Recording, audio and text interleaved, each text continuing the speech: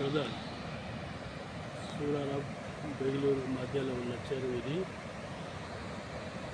నిన్న నైట్ పుట్టిన వర్షానికి ఎంత బీభత్సంగా మత్తడి పోస్తుందో చూడండి. దీని కింద దాదాపు దాదాపు 50-70 ఎకరం దాకా ఉంటుంది.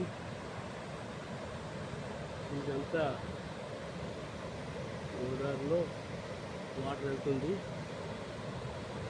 దయచేసి మీరందరూ చూడండి. మా యొక్క ఛానల్ని మీరు లైక్ చేయండి. ఎంత మంచిగా ఉంది చూడండి లొకేషన్.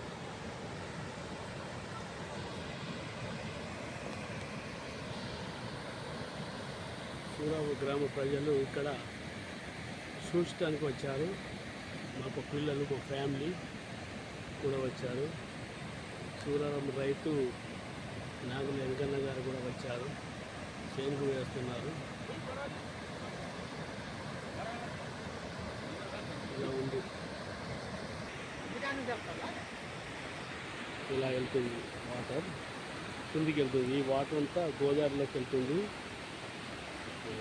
చూడండి ఎంత మంచిగా ఉంది. ఇక్కడ సూరారపు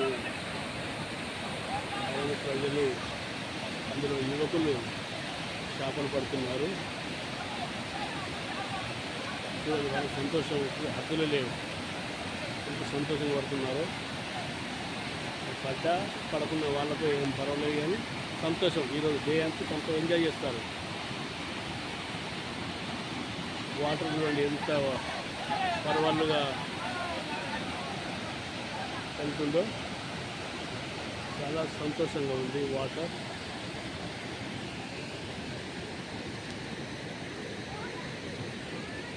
పూర్వకాలంలో ఇక్కడ బ్రిడ్జి ఉండేది లేదు.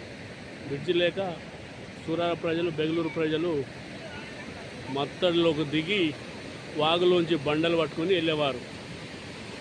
నేను కూడా చిన్నప్పుడు అలాగే వెళ్ళేవాడిని. ఇప్పుడు ఆనాటి కాంగ్రెస్ గవర్నమెంట్లో ఈ బ్రిడ్జి శాంక్షన్ అయ్యి కావడం జరిగింది.